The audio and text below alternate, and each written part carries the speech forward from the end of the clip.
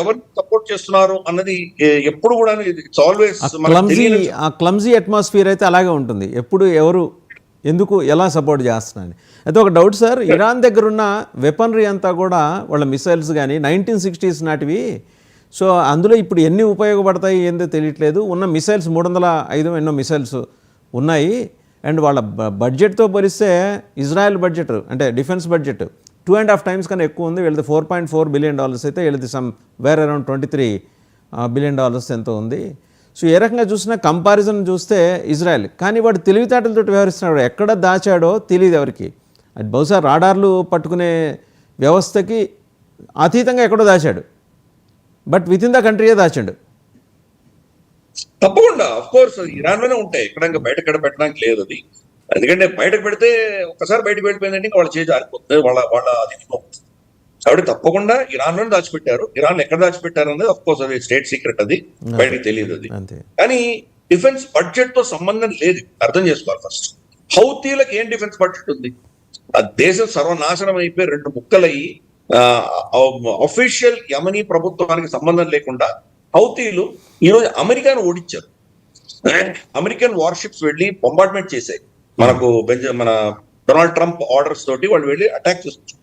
తర్వాత ఇజ్రాయెల్ కూడా బొంబార్డ్మెంట్ చేసి ఈ 2 బొంబార్డ్మెంట్స్ అయిన తర్వాత వాళ్ళ దగ్గర ఉన్నది చాలా ఫ్లెక్సిబుల్ టెక్నాలజీ పెట్టుకున్నారు.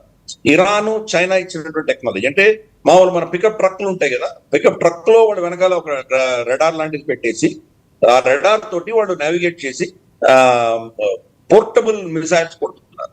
ఆ పోర్టబుల్ మిసైల్స్ తోటి వీళ్ళ ఎయిర్ క్రాఫ్ట్ క్యారియర్ మీద అటాక్ చేసి హౌతీస్ వాళ్ళ మీద అటాక్ చేస్తే దానికి తప్పించుకోవడానికి ఒక షార్ప్ టర్న్ తిరిగింది. ఏది మన American aircraft carrier sharp turn తిరిగేసరికి దాని టెక్ మీద ఉన్నటువంటి వాళ్ళది హార్నెట్ ఎయిర్ క్రాఫ్ట్ F-18 ఒకటి సముద్రంలో పడిపోయింది. అలాగే వీళ్ళ రీపర్ డ్రోన్స్ మనం భారతదేశం కూడా ఆర్డర్ ఇచ్చాము, 2 డజన్లు ఆర్డర్ ఇచ్చాము అక్కడి నుంచి. జనరల్ అటామిక్స్ అని చెప్పేసి one of the best known drone company, దాని నుంచి మనం ఆర్డర్ ఇచ్చాము.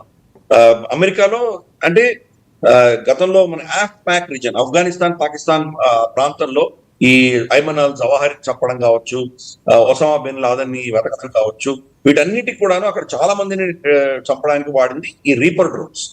20 రీపర్ డ్రోన్స్ ని హౌతీ యమన్ ఎరగొట్టారు, దాన్ని షూట్ చేసేసారు. అంటే మీకు పెద్ద టెక్నాలజీ ఉండక్కర్లా. ఈరోజు చూస్తున్నాం కదా మనం, యుక్రెయిన్ దగ్గర ఏముంది, డ్రోన్ల తోటి అంత బాంబర్లను కొట్టిపడేశారు. అలాగే మనకు అజర్బైజాన్ డ్రోన్స్ తోటి అర్మేనియా మొత్తం కాలంని కొట్టేసింది. సో ఇవన్నీ కూడా ఏంటంటే రాబోయే రోజుల్లో మీకు ఎన్ని అస్త్రాలు ఉన్నాయి దానికి సంబంధం లేదు.